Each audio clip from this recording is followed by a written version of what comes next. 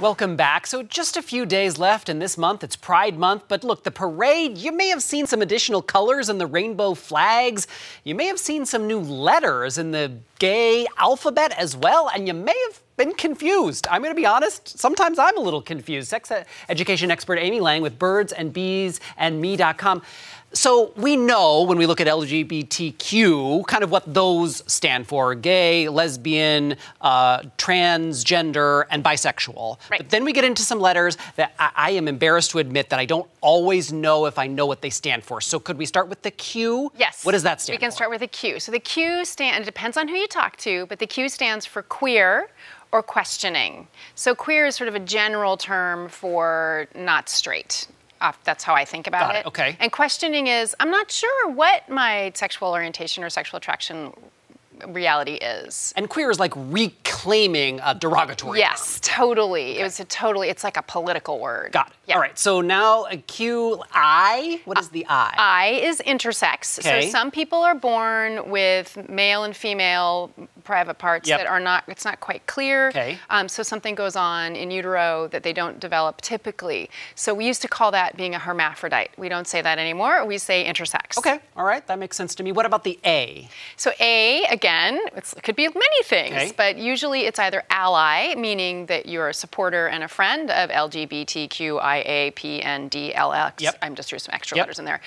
Or it can also be asexual. Someone who's asexual, it doesn't really experience sexual feelings for men or for women or for whatever in between. So it can also mean agender, which is someone who doesn't really align with any gender. So I just want to be clear, this stuff's confusing. Yeah, it is. It's confusing, especially for folks who are really clear. Like, I am what's called cisgender, which means I feel comfortable in my female body and I identify as a woman. And most people are cisgender. So that's another, there's no C in there, because we don't need a C, because we're not special. I want to get to this question. The plus sign is for basically sort of all-inclusive, Yes. everybody who's not defined, et cetera. But this leads me to a good question, which is, as a parent, I feel like our kids are really good at knowing this stuff sort of naturally, and they've got friends who are kind of all over the spectrum, but I feel like I don't know this stuff well enough, and I feel like I should talk to them about this. Yeah, so the glorious thing is right now, especially teenagers, they're all like, whatever. They're super open about sexuality now, especially in our area.